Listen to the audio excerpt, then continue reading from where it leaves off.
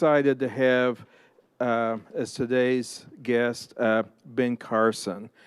Somehow my mother learned that Ben Carson was coming to Patrick Henry College, and I've got an email from her, I can't believe he's here, and I heard from my sister and my nephew and my daughter, who wanted to see if I could get him to autograph his book, which is really one of her favorites, Gifted Hands. It's a very powerful and inspiring story made into a motion picture that you'll want to see if you haven't already.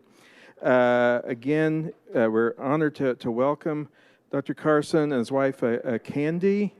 Welcome to you too. In 1987, Dr. Carson made medical history by separating a pair of Siamese twins who were joined at the back of the head.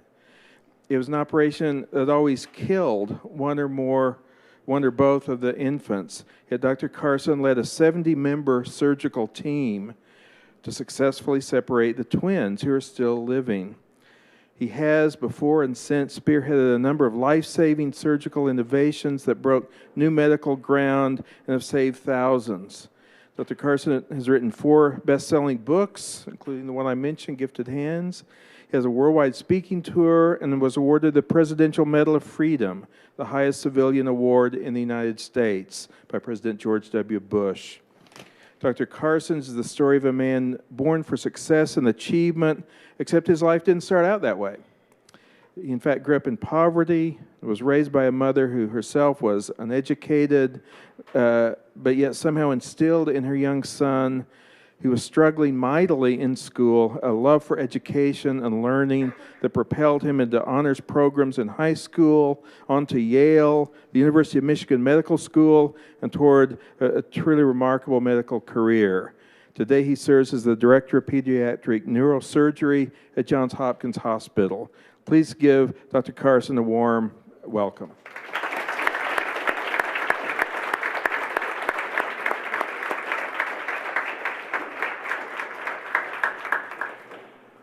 Well, thank you all for coming. I want to start out by doing something that, if you've come to previous interviews here, I haven't done, actually talking very positively about a couple of books. You know, I'm a journalist, I'm a magazine editor, tend to be more critical or even caustic than complimentary, but these books are really terrific. This is Ben's autobiography, Gifted Hands.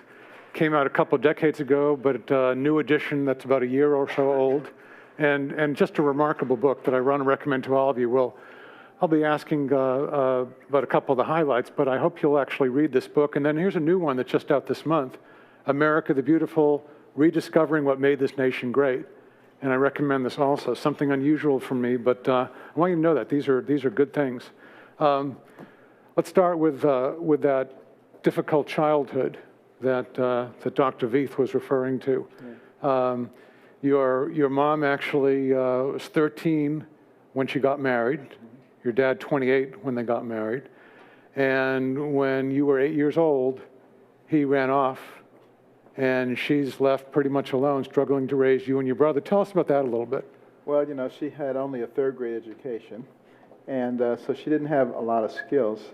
So she was very observant, though, and she noticed that everybody she ever knew who went on welfare always stayed on welfare. They never came off of it. So she really didn't want to adopt that particular lifestyle. So she decided she would work as long and as hard as was necessary to keep us afloat. So she worked 2 to 3 jobs at a time as a domestic, cleaning people's houses. She would go from one job to the next, leaving at 5 in the morning, getting home around midnight.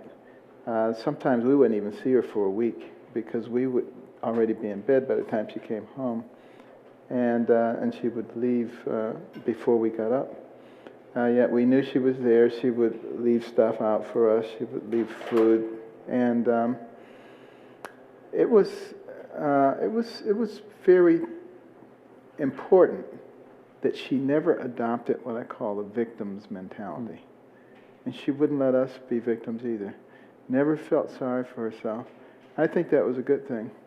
But she never felt sorry for us either. That wasn't so good because because she would never accept an excuse. And if you came up with an excuse, she always said, do you have a brain? And if the answer to that was yes, then she would say, then you could have thought your way out of that. You didn't have to do what Robert or John or Mary or Susan did. And, after a while, if people don't accept your excuses, you stop looking for excuses and you start looking for solutions. So I think that was an extremely, perhaps the most important thing that she passed on to me and to my brother. Be responsible. And then in the 5th grade, you're getting zeros in school. You are being considered the dumbest kid in the class.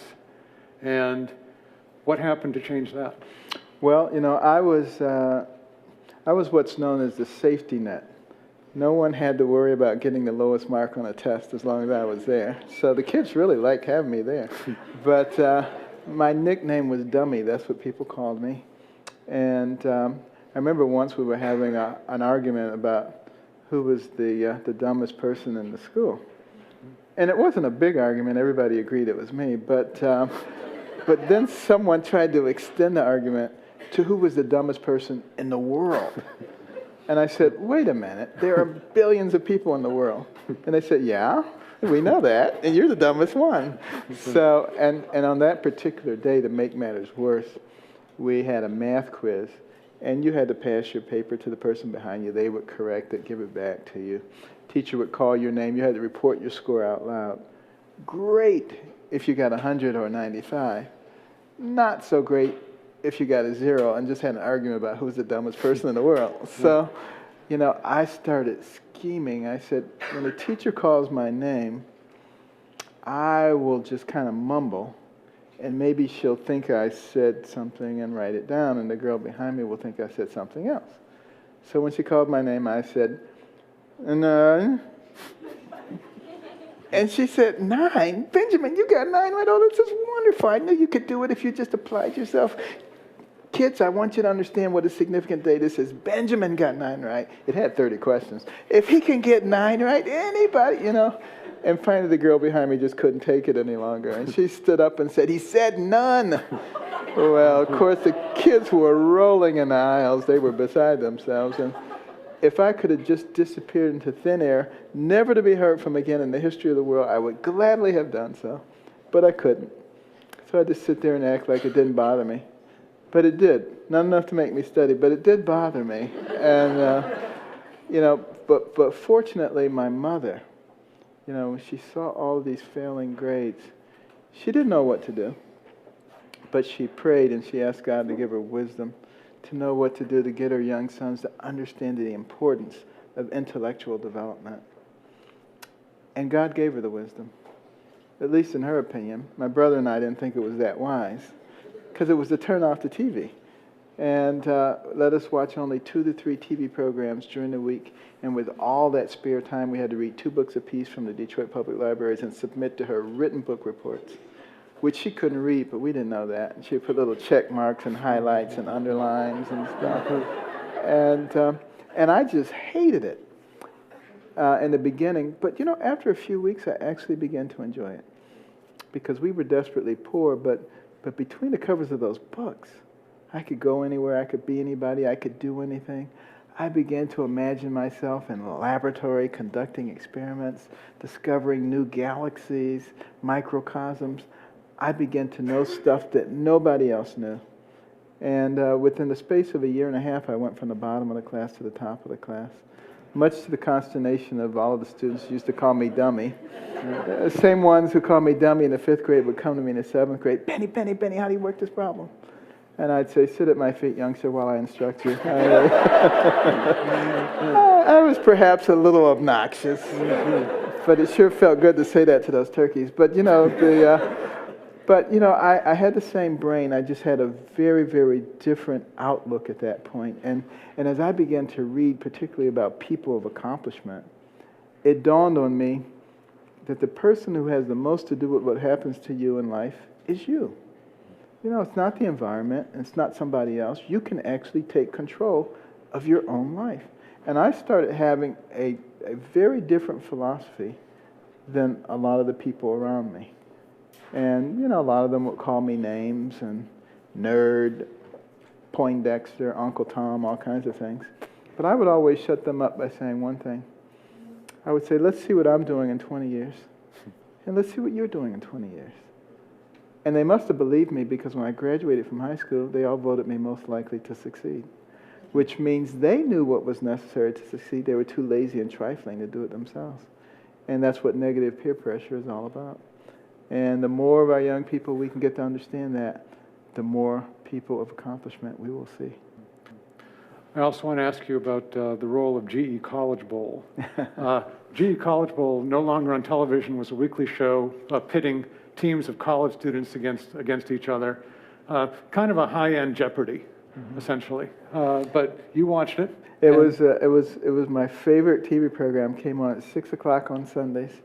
They would pit two colleges against each other, 4 contestants on each side, ask questions about science, math, history, geography. And I was actually very good at those things, so I wanted to be on College Bowl.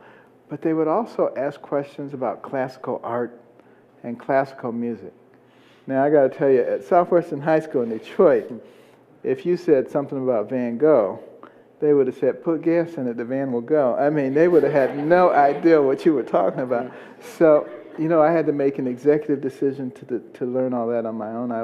I would get on the bus, go downtown to the Detroit Institute of Arts, roam through those galleries for days and weeks and months until I knew every picture, who painted them, when they were born, when they died, what period it represented.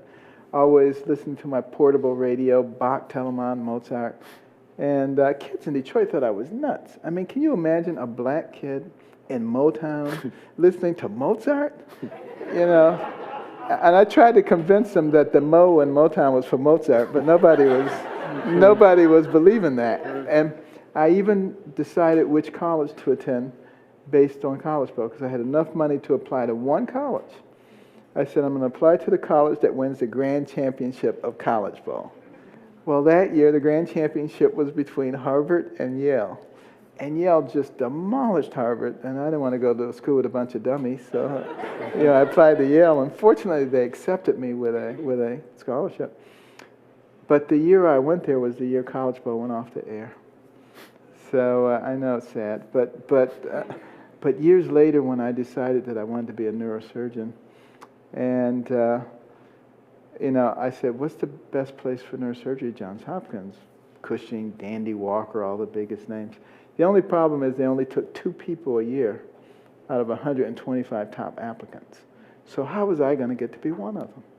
Well, it turns out when I went there for my interview, the guy in charge of the residency program, George Udrahai, was also in charge of cultural affairs at the hospital. And we talked a little bit about medicine, and then we started talking about neurosurgery, and then we somehow started talking about classical music. And we talked for over an hour about different composers and their styles, conductors, orchestras, orchestral halls. The man was on cloud 9. There was no way he wasn't taking me in the program. And you know, I'd love to tell young people that story, because to emphasize the point that there's no such thing as useless knowledge. And you never know what doors it's going to come to open up for you. And some people say, yeah, you'll overload your brain. I'll tell you, as a neuroscientist, you cannot overload your brain. It is absolutely impossible. Your brain can easily contain all the information from all the volumes ever written since the beginning of the world and have plenty of room left over. So it's just not an issue. And then you're at Yale, and you are taking the introductory course in chemistry, and disaster looms. And tell us what happens. Well, you know, when I went off to Yale, I thought I was perhaps the smartest person in the world. And if not, certainly in the top 5.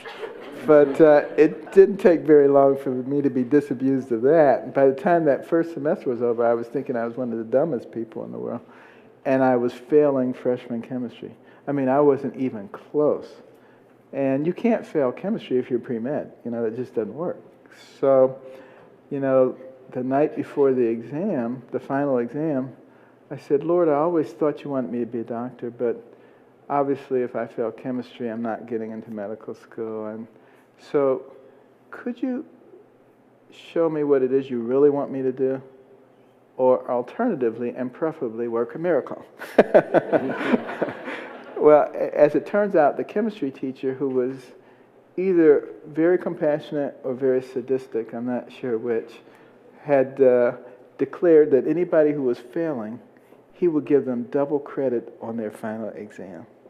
So you were encouraged to really study. So I was gonna memorize that whole chemistry textbook that night before the exam. But of course, I fell asleep, probably after page 5. And I dreamed I was in this big auditorium, just me and a nebulous figure working out chemistry problems on the blackboard. And I awakened early in the morning, and that dream was so vivid.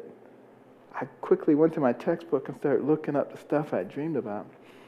And when I went to take the exam the next day and I opened up the test booklet, I was shocked because the first problem was one of the ones I dreamed about. And the second, and the third, and the fourth, and the fifth, right through the book, I aced the exam. Needless to say, I'd just seen it the night before. And, that had a profound effect on me because I just thanked God, and I said, now I know you want me to be a doctor, and I know there's something you want me to do in the field of medicine, or you wouldn't have done that. And I said, I will never put you in that position again. And I will study hard, I will be diligent, and I'll make you proud. But that was a turning point in my life. And were you going to church at this time, or did this? Tell us about. Yes, I was faithful going to church because, Yale is a very secular institution, and people of faith are not necessarily the favorite people. But I found a church family, which was wonderful, and it gave me the stability I needed to get through, a very secular environment. Yeah. Now, students here are very diligent, always studying day and night, and nevertheless, occasionally having thoughts of perhaps romance or dating or courtship or whatever. Now, you wrote that you were pretty busy, and so, but then you did meet Candy here. Maybe you can just tell us how that developed. Well, I had steadfastly resisted relationships because I wanted to really be able to concentrate on my studies and get through medical school. And then it dawned on me that maybe that wasn't God's plan. And so I said, Lord, the next relationship that comes about, I will not resist. So please make sure it's the right person. So, it turns out that both Candy and I were from Detroit. And Yale had asked us if we would do some recruiting in the Detroit public high schools. And they would pay our way back for Thanksgiving because we didn't have enough money to go back home. So this was a great opportunity to be able to go home for Thanksgiving. And we were on their dime, so we got to go to restaurants and stuff. And we said, we kind of like each other. But on the way back to Connecticut, we were driving. And we were on Interstate 80. And Candy had fallen asleep already. But about Youngstown, Ohio, I fell asleep at the wheel, going 90 miles an hour. And was awakened by the vibration of the car as it was going off the highway into a ravine. And I awakened, I saw this, I grabbed the wheel and I started turning it. And the car literally started spinning like a spinning top. And, people say your life flashes before your eyes just before you die. It's true. All these scenes from my life were going. And I said, this is it. And then the car stopped in the correct lane on the shoulder of the road, just in time for me to pull off before 18-wheeler came barreling through. This, of course, woke Candy up. And she said, what's going on? And I said, go back to sleep. But but actually, we started talking, and, we said, the Lord obviously spared our lives for a reason. And He has something that He wants us to do. And that was actually the night we started going together. And it was the 28th of November. And we still celebrate the 28th of each month, every month now, for that reason. And you've been married now, how? It'll be 37 years, 37 years. in July. Okay.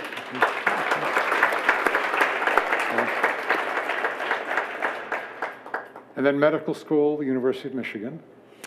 That was a little traumatic because when I started medical school, the first set of comprehensive exams I did very, very poorly on, to the point that my advisor asked me to drop out.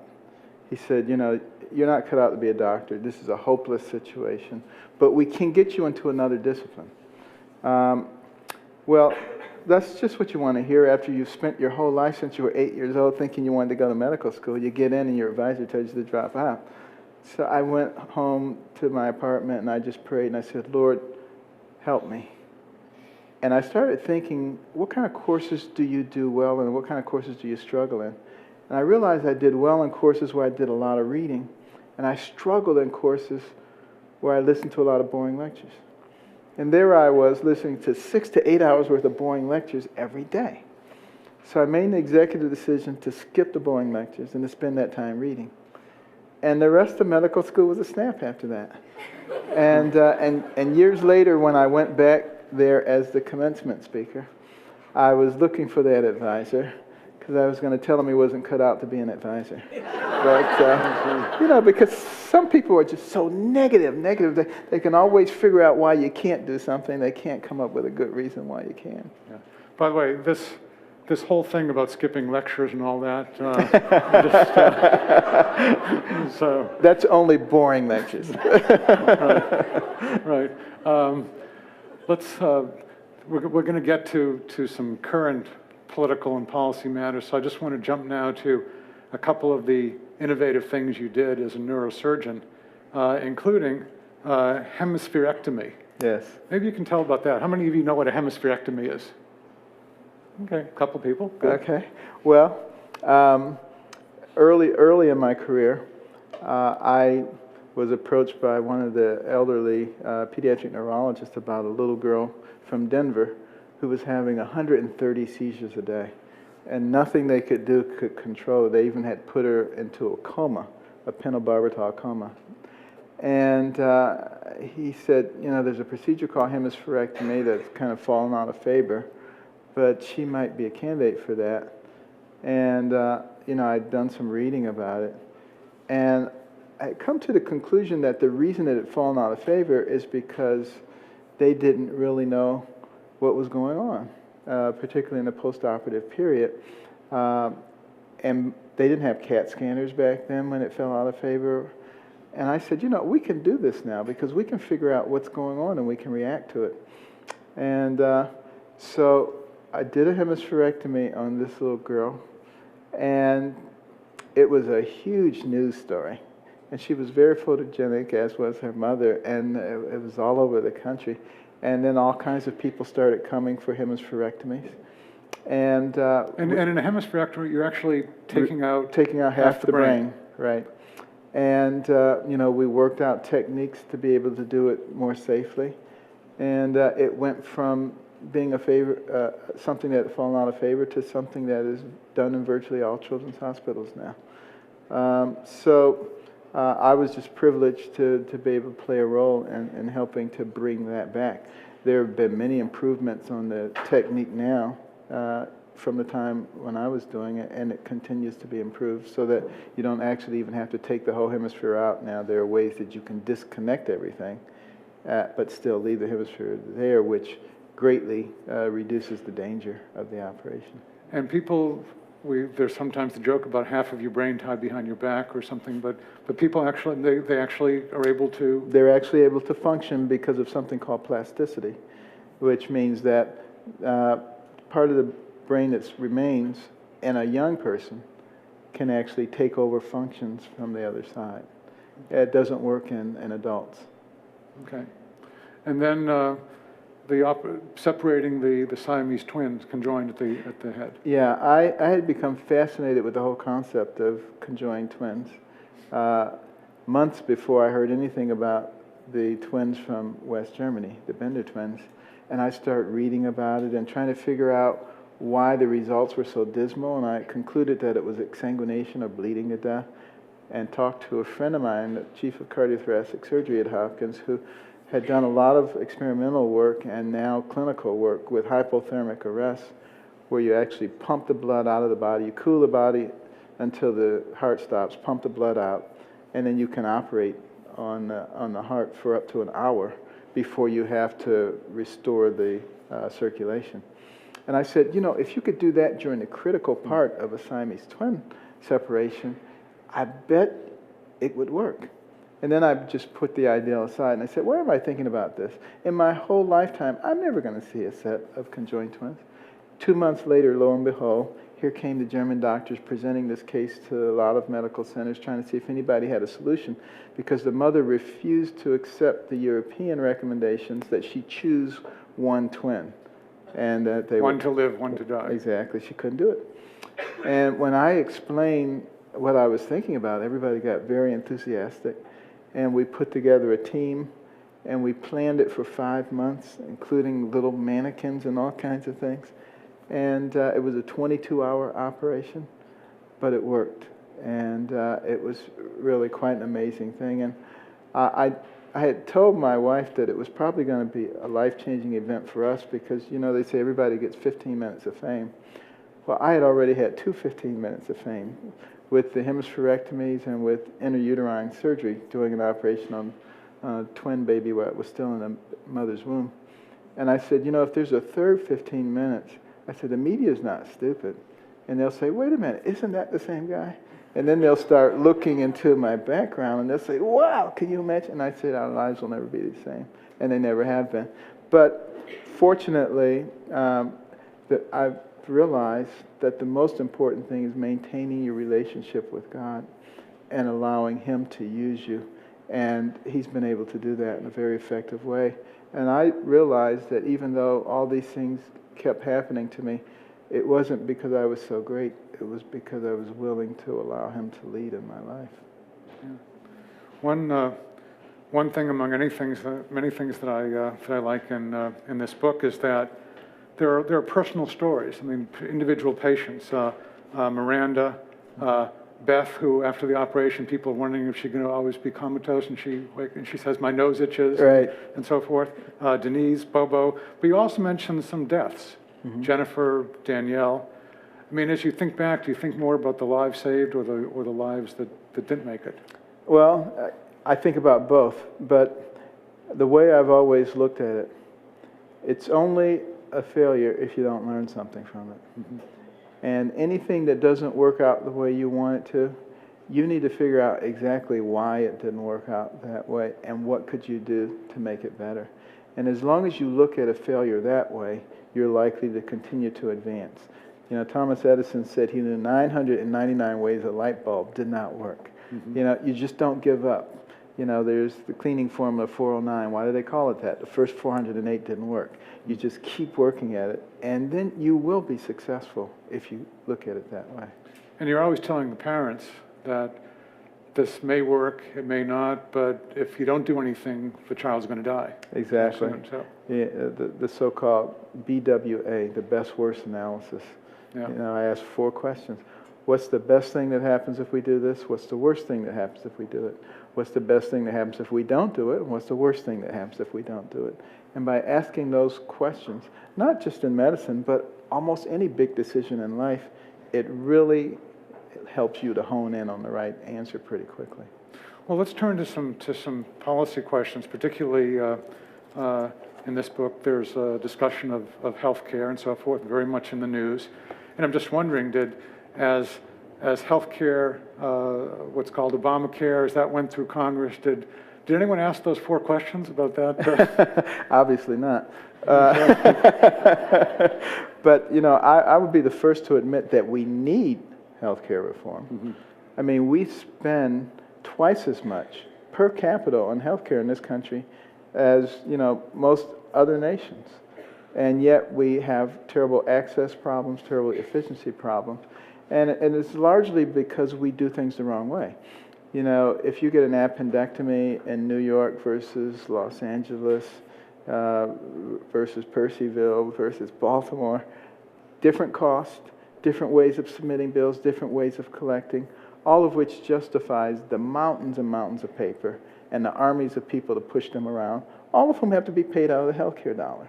Absolutely asinine, because Every single diagnosis has something known as the ICD-9 code. Every procedure has something known as a CPT code, and we have computers, which means all billing and collection can be done instantaneously without all of that cost. And the reason we don't do it is because insurance companies say, well, if it were that easy, you know, some practitioner would say that I did 2 appendectomies when he only did 1, so he could get paid twice. Well, first of all, very, very few doctors would do such a thing. And secondly, the answer to that is not a gigantic, expensive bureaucracy, but what I call the Saudi Arabian solution. Why don't people steal in Saudi Arabia? You chop their limbs off bit by bit, you know? Well, I wouldn't necessarily chop their limbs off, but there would be some real teeth in the punishment. You know, loss of your license for life, no less than 10 years in prison, loss of all your personal assets. Do you think anybody would even think about it? No, they wouldn't. And they would check every bill 7 ways to Sunday to make sure it was right. It just would not be an issue. Just like in Sweden, there's no drunk driving. Why is there no drunk driving in Sweden? Because the penalties for drunk driving are so severe and are uniformly applied. So, you know, that's how you solve that kind of problem. And there are multiple other things that I talked about in healthcare. We have logical ways of solving these problems without making them into a political football. And the amount of money that we spend is far more than adequate to make sure that everybody has good health care in this country. You were telling me before that you did get a couple of calls from the White House during this whole thing asking for your advice, in a sense, but what happened? Well, the first call I got, I was having quite a decent conversation with the gentleman about the ideal that is talked about and some of the other ideals I have. And he was pretty enthusiastic. And then he said, what did you do for the president during the campaign? And I said, well, I'm an independent. Clunk, into that conversation. Well, they must have thought better of it. A couple of months later, I get another call. I'm teaching a class. And I said, well, I'm in the middle of teaching a class right now. Can we talk in about 40 minutes? The individual was incensed. I mean, how could you possibly be doing something more important than talking to the White House? So that was the end of that conversation. And unfortunately, you know, that kind of attitude pervades. I was talking to David Axelrod about it, and he said, yeah, we have a few people who are perhaps not as professional as they should be working here. I wonder where that comes from. But at any rate, you know, I did protest, and I actually talked to senior administration officials about Obamacare and some of the good things about it, like lifetime limits and pre-existing diseases. And I said, these are things that I think everybody could agree with, that perhaps should be placed on the table for a vote, but don't just sort of jam this gigantic thing through because it will alienate people. I say there will not be cooperation in Congress, you know, for the rest of this administration. You'll get nothing done, and that's not going to be beneficial to the people of the nation. But people were quite stubborn. They wouldn't listen, and we find ourselves in exactly that situation. Yeah. I'll go to questions from the audience in just a moment, but let me ask, if you were king of the forest and trying to have a more logical medical care system, what would be the basics of it? Well, the basics of it would be I would go to the electronic medical record and electronic billing system that I just talked about. I would make the government responsible for catastrophic health care and insurance companies only responsible for routine health care, because they hide behind the catastrophic thing to keep jacking up their rates. And if you made them responsible only for routine health care, you could predict how much money they're going to have to put out, and you could regulate them just like you do utilities. If you didn't regulate utilities, nobody may afford their water or their electricity either. And, you know, I would, in terms of the people who have no health care, I would basically set up a system similar to food stamps, where you give them an electronic health account, and it's replenished every month, just like food stamps are. But now they would be incentivized not to blow it by going to the emergency room, where it costs 5 times more than it does in a clinic. You know, when Mr. Brown gets that diabetic foot ulcer, instead of going to the emergency room, he'll go to the clinic. They do the same thing in both places, but in the emergency room, they patch him up and send him out. In the clinic, they patch him up and say, now, Mr. Brown, let's get your diabetes under control so you're not back here in 3 weeks with another problem. And we begin to deal with some preventive care. And that's how we're going to be able to get these things under control. It's lots of logical solutions that I talk about in the book for that and for a number of other things for that matter. It seems like logic has simply been thrown out of the window. And a lot of it stems around, special interest groups. I say that anything that doesn't make sense that comes out of Washington, there's a special interest group behind it. And they're the one who are driving the bus. And we've empowered special interest groups because we have so many people who want to maintain their office all the time, so they have to have money all the time. And this was not foreseen by the Founding Fathers because they didn't think people would want to be in office all the time because it was a sacrifice.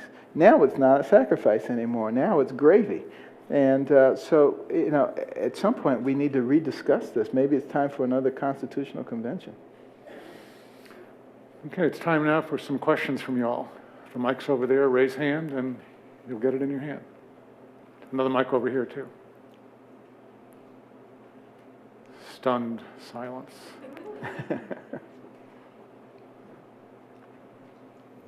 Thank you so much for coming today. I just want to get your opinion on whether you think that the recent change mandating that all medical records be basically put into electronic form and centralized, do you think that that has been a good idea? No, I don't think that making everybody's medical records available to the government is good. The government is big enough and intrusive enough as it is. If you go back and you read the ideal that the founders had, and you'll read a lot of that in this book, they had never intended for the government to grow so large and so intrusive and to be so involved in so many parts of our lives. And in fact, they said that it is absolutely critical, if the United States is to maintain itself as a free and prosperous nation, that the people be well informed and that the people be active in government. What we have done is we've withdrawn, we've become much less well informed. We get a lot of our information from the media rather than actually understanding the depth of what we believe in. And the void has been filled by the government, which has grown larger and larger and larger. So now we're becoming, instead of a nation for, of, and by the people, a nation for, of, and by the government. As that continues, we become less of a can-do nation and more of a what can you do for me nation, exactly what they had dreaded and hoped would not occur.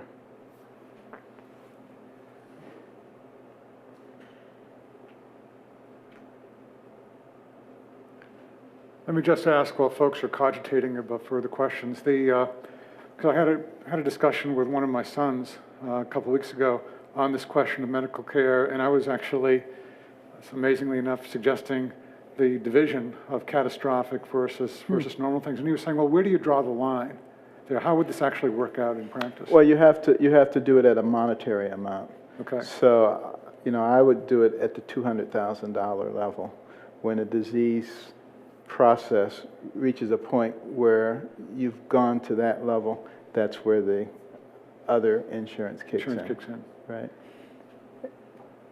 And the other good thing about doing it that way is if catastrophic health care becomes a government responsibility, it forces us to look at it seriously. Right now, 40 to 50% of healthcare dollars are spent during the last 6 months of a person's life. Now that makes absolutely no sense at all. But then we would start, examining this thing. It has to go hand in hand with tort reform, because a lot of the driver is that people are afraid not to do something because they would be sued. And so until we get a handle on tort reform, we're never going to get a handle on a lot of other costs. And, during the healthcare debate, the administration was saying, well, the malpractice stuff, that's about $5 billion a year. No. That's a tiny fraction of what it is. It's sort of a whole pyramid of things that are dependent upon it, and they're not looking at those things. Yeah. Dr. Carson, a lot of the students that come to school here at Patrick Henry College have been homeschooled, and there are a lot of moms and dads also here in the audience who are homeschool parents. And I was just wondering what you would say to that style of education and how you would encourage those families. Well, I think homeschooling, particularly in the current environment, can be an extremely good thing because I'm familiar with a lot of homeschooling groups, and they've actually learned how to organize themselves so that one parent who's particularly good in one subject teaches actually several kids, and then another parent who's very good teaches kids in another area, and they arrange field trips and all kinds of things, and they don't have to be bothered with all the political correctness. So they can actually concentrate on what they're trying to learn. You know, in 1831, when Alexis de Tocqueville came to America to study what was going on here, because the Europeans were fascinated. Here was a nation barely 50 years old, which was already competing with Europe on virtually every level. How in the world was that possible? So they were interested in finding out. Well, he decided to look at our school system and was flabbergasted to see that anybody finishing the second grade was completely literate. He could go out and find a mountain man, and they could read the newspaper, and they could have an intelligent discussion with them. And, you go and look at some of the letters from the Wild West, that were written, in 1800. Look at the grammar and the syntax and the vocabulary of those people. You would think it was, Professor Olasky writing those letters. Amazing, what has changed the way we've dumbed things down over the course of time. And if you really want to be impressed, and there's examples in the book, America the Beautiful, of questions that you were required to answer for a 6th grade exit exam in the 1800s. Now, I doubt that most college graduates today could pass that exam. We've dumbed things down to that level, and we need to reassert ourselves in the educational arena. I'm sure many of you are very familiar with the international surveys looking at the ability of students in multiple countries to solve math and science problems, and that we rank right near the bottom of that now. This is not the way it used to be. We used to be the envy of the world. Starting about the 30s, as we started to become more and more politically correct, we began to get rid of the essential things, and we started adding in things that really are not particularly important to be taught in school, or perhaps things that should be taught in the home. But in the process, as we've evolved more and more into a politically correct situation, we don't even want to talk about what the family's supposed to do versus what the school's supposed to do, what the responsibilities are of fathers and mothers, and it really has degenerated to that level, not because our whole society has degenerated to that level, but because the loudest voices, and particularly the media, has tried to pretty much force that upon people, and people have not stood up. People have not spoken out. This country was supposed to be for, of, and by the people, but the people have become silent. Very much like the people in Nazi Germany were silent. Most of them did not agree with what Hitler was doing, but they kept their mouths shut, and you see what happened. And exactly the same thing will happen to the freedoms that we enjoy in America and the kind of nation that we've had if people don't speak up. They need to rise up. They need to say to political correctness, take a hike. This is who we are. This is what we believe in. These are the principles that allowed us to become the pinnacle nation in the world in record time, and we're not about to throw them out of the window for the sake of political correctness.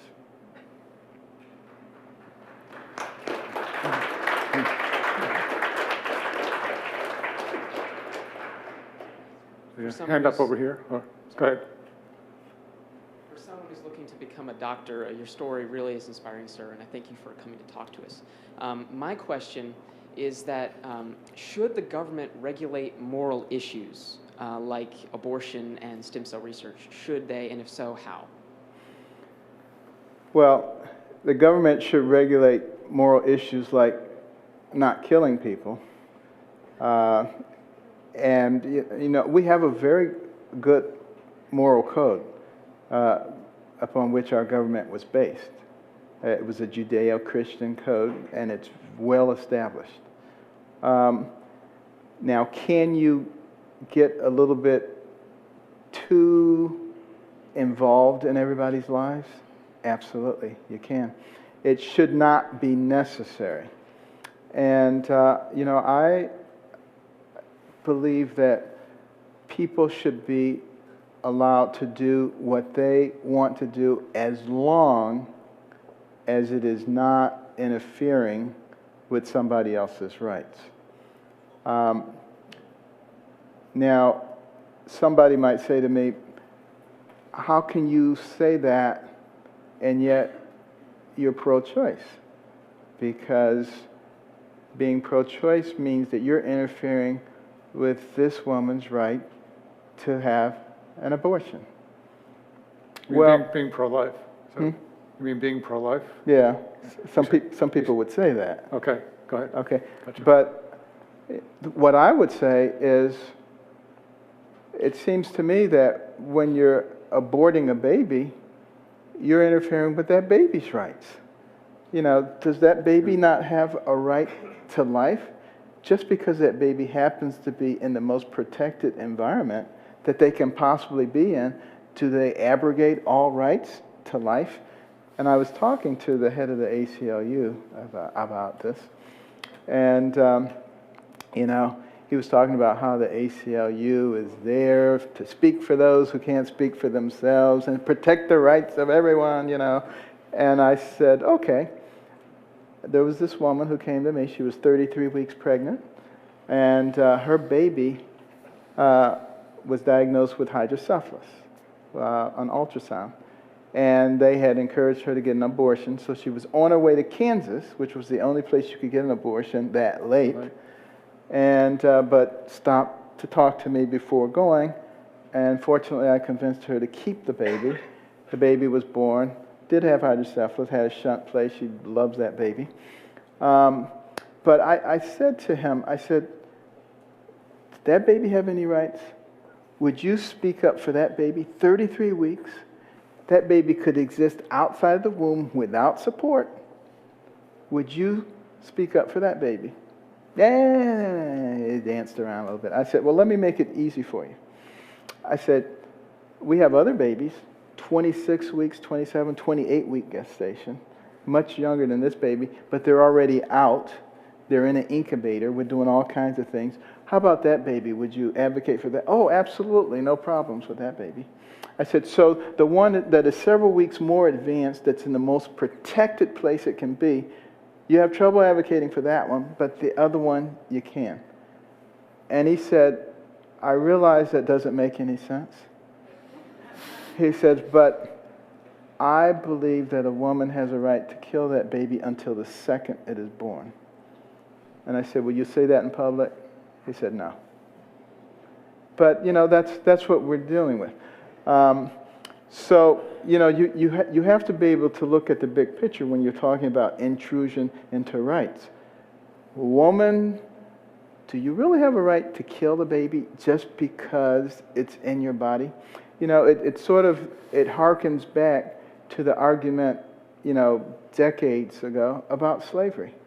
When slave owners thought, I own this person, I should be able to do anything to them that I want. Well, obviously our thinking has evolved, fortunately, over the course of time. But it's the same kind of situation. What's your assessment of the medical systems in places with socialized medicine, like Canada and Great Britain? Well, interestingly enough, a lot of the places with socialized medicine, you know, Great Britain, you probably just heard this week, is looking at trying to do some privatization because they're running out of money. You know, the problem with socialized medicine is that you just can't seem to keep up with the cost over the course of time. And the only way to do that is you have to ration. And so that's why in a lot of places with socialized medicine, if you're 60 years old, you may not get a kidney transplant. You may not have a hip replacement. Sorry, you're just too old. Which is absolutely absurd. You know, we have 80 and 90-year-olds who are vibrant, intellectually vibrant, who are, you know, contributing to society. You don't make those decisions based on age. You have to make those decisions based on condition. And, you know, there's some 30-year-olds who have, you know, 600 other conditions which make them non-viable, you know, who would be much less of a good candidate than a 60-year-old for that. And socialized medicine, socialism in general has a problem of not distinguishing things. Everything has to be this, everything has to be that. And when you begin to do that, the individualism disappears, and that's what America is all about. So clearly it's not a system that works for us. And, you know, as I've stated very clearly in the book, there are some things about socialism that are actually good. There are many things about capitalism that are good. There is no one system that is all good and one system that is all bad. But that's why we should have a democracy. That's why we should be able to have a debate. That's why we should be able to talk openly, not through the constraints of political correctness, so that we can chart a course that is forward rather than just always lurching to the right or the left. You know, in the book I talk about the eagle as one of our symbols. Well, one of the things about it is that it has two wings. It has a right wing and it has a left wing. Now, you know, if it's all right wing, guess what happens? It veers to the right and crashes. If it's all left wing, it veers to the left and crashes. And, you know, that was one of the symbolisms of the eagle. You know, there's give and take. And, you know, once we learn to do that, once again, I think we will be able to fly forward rather than continuing to lurch to the right and lurch to the left, which is what we've been doing for the last several decades and not making very much progress. Thank you, Dr. Carson. As somebody who's interacted with more doctors probably than the average person, I know that there tends to be kind of a sense that doctors have sort of a reputation for being tongue-in-cheek because you want to give people the most honest possible assessment of the situation that they're in and not, you know, build up false hopes or, you know, be too overly sanguine about anything. But at the same time, you want to instill optimism in people and you want to, you know, encourage people to be hopeful through the kinds of things that they go through as you're helping them as a doctor. So my question is, how do you balance maintaining a sense of optimism with your responsibility to be honest and open with people? Well, honesty and openness is by far the most important quality. And people know, and you know, if you've been dealing with a lot of physicians, you know when people are being honest with you. And you know when they're giving you, you know, a bunch of crap. And, you know, it becomes part of your persona if you truly care. Now, if you don't care, you know, anything goes. But if you actually care about people and you have time to sit down with them, to explain things to them, which is what I always do, to make sure that they're a part of the decision-making process, okay? That way they have buy-in. And really, no matter what happens, good or bad, they have buy-in. And that's the way that medicine is supposed to be done. That's the way that I teach all the students and the residents and interns that I work with in order to do it. And if you do that, you're much less likely to end up in a lot of conflicts. You're much less likely to end up in court because, you know, everybody's involved in the decision-making process, not just the high and mighty doctor. We all have, at some stage, the experience of being invited to fill out an organ donation card. And I have a friend who, as a college student, her life was saved because of a liver transplant. I'm wondering if you have an opinion as a medical professional about the current ethical atmosphere in the medical profession, the trustworthiness of that decision when someone is lying in a hospital, grievously injured. What is the process, the ethical process that goes on to decide whether that person lives or dies and whether they're a good candidate for organ donation? Can we trust the medical profession now to save lives? Virtually every transplant program in the country has an ethics committee associated with it that includes, members of the medical profession, members of the clergy, social workers, patient advocates, in order to be able to get, all the different points of views, for the very reason that if you left it in the hands of any one particular group that had a particular bent to doing something, then you're much more likely to have some bias introduced. So that's the very reason that they virtually all have ethics committees associated with them. Thank you so much, Dr. Carson. As someone who wants to become a teacher eventually, I was wondering, in the 5th grade, what do you think would have been the most helpful thing that that teacher could have done to help you succeed? Okay, good question. I think I did have a 5th grade teacher that did do a lot to help me. If you saw the movie, Mr. Jake, the 5th grade science teacher, he came in one day, and this was while I was still the dumbest kid in the class, and he held up a big black shiny rock, and he said, "Can anybody tell me what this is?" Well, bear in mind, I never raised my hand. I never answered any questions. So I waited for one of the smart kids to raise their hand, and none of them did. So I waited for one of the dumb kids to raise their hand, and none of them did. And I said, this is my big chance. And up went my hand, because I had been reading. And when my mother made us start reading books, I actually started reading about rocks, about geology. And I actually knew a lot about it. Nobody knew about this, but I could identify virtually any rock and where it came from and how it was formed. So, I raised my hand. Everybody turned around and looked. They said, "Look, Carson's got his hand up. Oh, this is going to be good." And the teacher was shocked. And he said, "Benjamin?"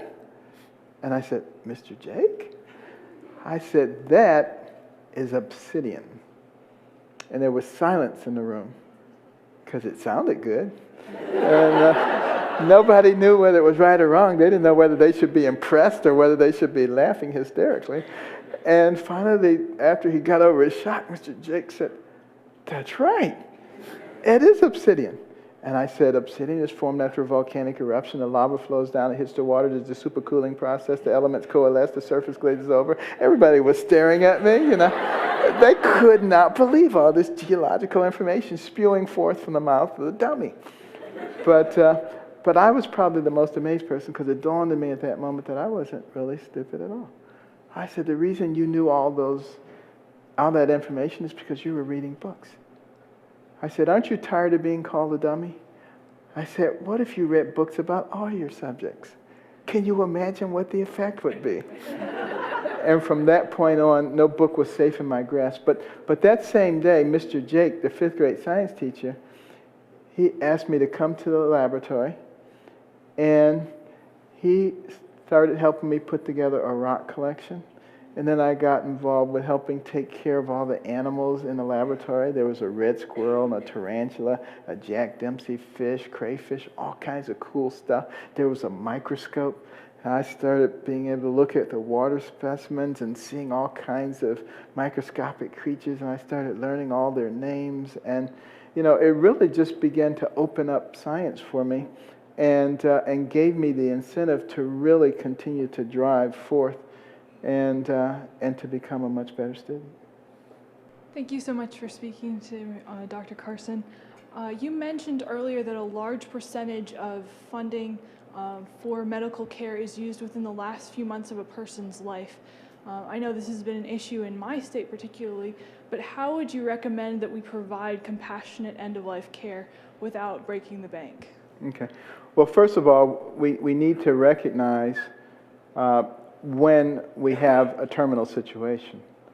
And most people in medicine know that already, but there are some people who are unscrupulous, who do procedures because, we get paid for procedures. There are some people who are afraid that if they don't do something, somebody's going to come back and say, why didn't you do something? So we have to remove the fear of being sued, and we have to disincentivize people from doing procedures for procedures' sake, and looking more at outcomes than we do at procedures. That's one of the things that will help enormously in taking care of that group of people. We also have to expand hospice care, and we have to make it easy for people to be able to go home when they have certain kinds of conditions, and to be at home among loved ones, and to be kept comfortable. And we have to abandon the phobia of somebody becoming a drug addict, because they're in pain and they're about to die, and we don't want to give them drugs because they might become a drug addict. Give me a break. They're going to be dead in 2 months. So we just need to integrate a little bit of logic and compassion into that care and make it easier. And I was talking to a woman that I operated on this week, yesterday in fact, because she had a condition called trigeminal neuralgia, a very painful condition of the face. It's the only thing that I treat in adults. But her husband had just died 2 weeks earlier. But she was so grateful for the fact that he was able to be home during his last period of time, and that all the children could come and all the relatives, and he was happy when he died, rather than being poked and prodded and stuck in some kind of unit. And so real compassion is being able to allow people to die in dignity, and I think we've confused what compassion really is. We're going to have to cut this off. Just want to ask one last question. In 1997, when you spoke at the presidential prayer breakfast, and you were told by someone, don't mention Jesus, and you did. In 1999, after the terrible shooting at Columbine High School, and you're speaking there and you're told not to mention God, and you did. Why do you do that, and why is it important for Christians to do that, even when they're told don't? Well, because I cannot separate who I am from what I believe. And, when the movie was being made, the major sponsor said, this is not a movie for Christian audiences, this is for the general audience. So you can't have all this God stuff in there. And I just said, if you want to take God out, then take me out and make it about somebody else, because it won't be about me. And, I think, if we are Christians, and if we are true Christians, then we have to be willing to stand up for what we believe. Very much in the same sense that I said, America will lose its soul if people don't stand up and talk about who they are. The same thing happens with Christians. If we don't talk about who we are, and who we are should not be shameful to anybody, because the Bible says, you shall know that they are Christians by their love. And, if you care about people and you manifest that, why would that be something to be ashamed of? Please join me in thanking Dr. Ben Carson.